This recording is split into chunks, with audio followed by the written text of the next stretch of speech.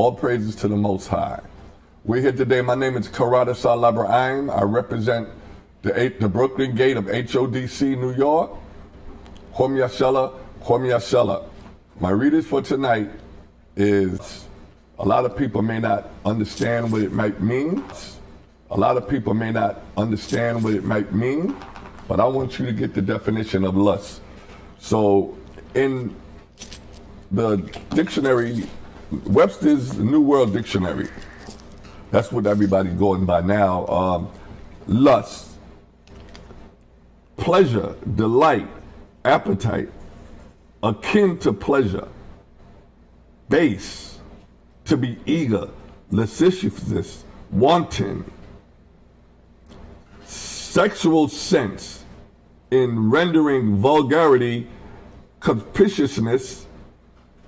In 1 John, we'll read that later. 1 John 2:6 says, lust of the flesh, a desire to gratify the senses, bodily appetite, which is carnal, sexual desire, excessive sexual desire, as seeking unrestrained gratification, overmastering desire, lust for power, we'll get into that too, intense enthusiasm, zest, a pleasure, inclination to feel an intense desire, sexual desire, often with others. Okay, now reading that, that's also a sin, and we know that's a sin. But I'm gonna go to lustful. Okay. Lustful is adjective, filled with or characterized by lust, archaic, lusty, vigorous. Okay, that's the definition of lust. And I'm sure if you went into an encyclopedia other than a dictionary, it would have more meaning. But for all intent and purposes, we're going to keep it, we're going to deal with the spiritual level, the spiritual aspects of lust. Brother Zach, the first scripture you go to is Revelation chapter 3 and verse 6. Read.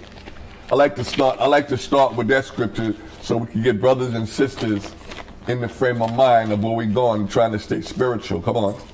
Read that book of Revelation chapter 3, verse 6. He that hath an ear, let him hear what the Spirit saith unto the churches. Could you read that again, please? He that hath an ear. Now, the ear is still like your heart and your mind. The ear is spirit, your spiritual ear, which is understanding. If you have understanding, listen to what Hamashiach Yahushai, who y'all call Jesus Christ, listen to them. Listen to what he says. Come on. Let him hear what the Spirit saith unto the churches. Now we are the churches. The church is not a building. Ever since our church was, our temple was destroyed and we were kicked out of Israel in 70 AD, and also when the final destruction in 137 AD, when there was no more remembrance that black people lived in Israel, we are the church now. Yahushua said that. So go, since we're dealing with on the spiritual realm right now, let's go to Ephesians 6 and 12. Because remember, everybody you see outside is dealing with a spirit or spirits, according to how they carry themselves. Now, you know, everyone on earth that's living and breathing is a role model. Everyone is a role model, whether they're good or bad. A serial killer role model is another serial killer. A rapist role model is another rapist. Murderer, such a righteous person role model is a righteous person. And we try to build our lives with love, brotherhood, sisterhood, and try to fragment our life as Yahushua did and as he taught us. He left blueprints. It's not basic instructions before we leave earth. No, these are instructions to live forever. Read what you got. Read the book of Ephesians chapter 6, verse 12. For we wrestle not against flesh and blood. Now let's say that again, because flesh and blood is carnal. That's carnal. Come on. For we wrestle not against flesh and blood, but against principalities. Against principalities. And those, you got principalities, you got thrones, you got all of these things that we don't really know the meaning of, or you don't know the meaning of as being a regular Christian or a person that doesn't respect the Bible, or a person that thinks the Bible is just a book. We got all kind of things out there in this spiritual world, seen and not seen. Continue. Against powers. Against what? Against powers. Against powers, strong powers. Y'all know sometimes you feel strange, something comes up upon you and you don't know what it is. Those are spiritual powers, whether it's good or whether it's bad. Go ahead.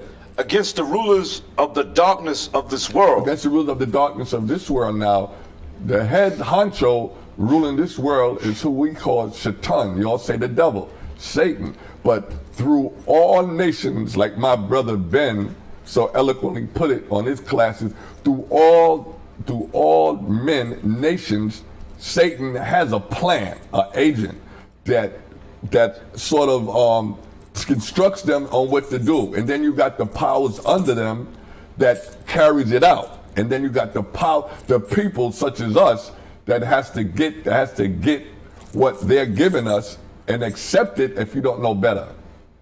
That's why you think there's the 1%, what we call the rich oligarchy families. There's the 1%, the plutocrats, all of these 1%, and then you got the middle class, which is supposed to be us, and then you got the poor.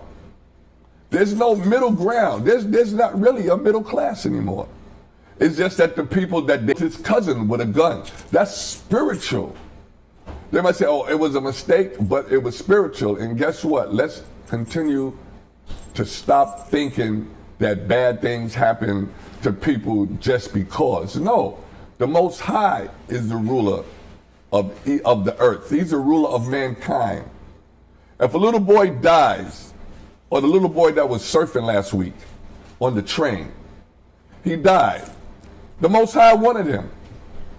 The Most High is the one, the water. The Most High is the one that answers and is responsible for all the death of everything that dies. So, you know, when the little baby gets shot, the baby did something to the Most High. The Most High requires his blood, requires him. So that's why live honestly one to another, and let the Most High take that recompense off of us, because all of us are filthy. We're all filthy. Continue. Wherefore, take unto you the whole armor of the Most High. And basically, if you don't have elders to guide you, this is the whole armor of the Most High. This book, the law, statutes, and commandments of life, that's what they really are. This is how we let Satan get to the back. Like Yahweh said, get behind me, Satan. Come on, let's go. That ye may be able to withstand in the evil day. That you may be able to withstand in the evil day. There's a lot of evil days coming, brothers and sisters. We've been out on the street for years. The prophets been out on the streets for years. Jeremiah, Isaiah, Habakkuk, Baruch, all these. When you get it, read it. Read that book of 1 John, chapter 2, verse 16. For all that is in the world. For all that is in this world. Because there's many worlds inside this world. Try to bring that out in another time. But it's not just one world. And our people and Christianity has destroyed us for thinking that God so loved the world, which means this place. No. The world the Most High said he loved was Israel, the Israelites. But we're gonna expound on that at a later date. Let's go. The lust of the flesh. Read it again from the top. For all that is in the world. For all that is in this world, come on, that is counted, come on. The lust of the flesh. The lust of the flesh. And the lust of the eyes. And the lust of the eyes. That's what makes up everything. Because what it said sin is a transgression of the law. Now, how do you transgress or go against the law? With the what? Read that again, come on. With the eyes in the mouth. It says, For all that is in the world, the lust of the flesh, and the lust of the eyes, and the pride of life. And the pride of life. This is a destruction, and this is what destroys us. The lust of the eyes is carnal. The lust of the flesh. Anything, remember it said any desires, not just sex. You could lust for money. You could lust for power. You could lust for women or lust for men.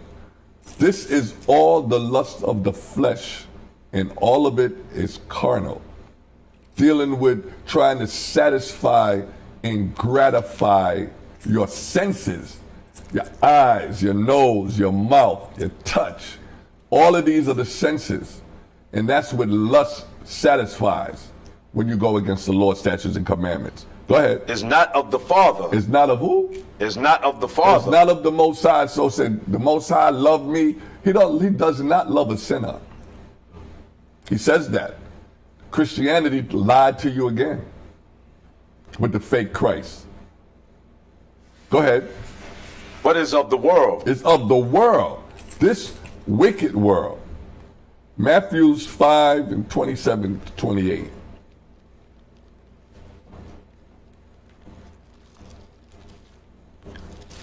While you're getting that, Benaniah, give me Galatians right now. Galatians 5 and 16. I got it ready. All right, just relax. Yeah, go ahead while he finds You it. said 28, right? 5:28? Matthew 5. Yeah, 27. 27, 28. Okay. Come on, brother. Read the book of Matthew chapter 5, verse 27.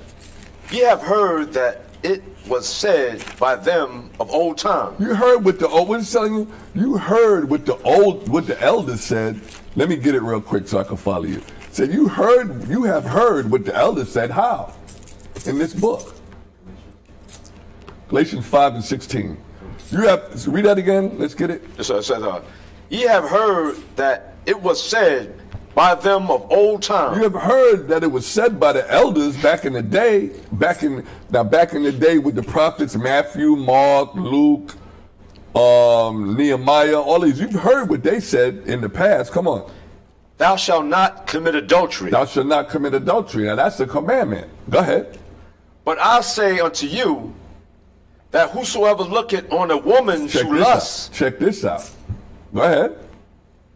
But I say unto you that whosoever looketh on a woman to lust after her hath committed adultery with her already in his heart. So if you look at a woman, a lot of our women are beautiful. A lot of women are indeed beautiful. Now, if you look on the woman and then leave it at that, even in your mind, if you said, well, she's a beautiful woman and you keep it moving, you good. But if you look on the woman or man now, because it's not just about women, it's about if you look on this man, sisters and brothers, if you look on these people without just being a complimentary thing, you have sinned already. Because that means lust, oh man, and you start, doing all of this with your hands.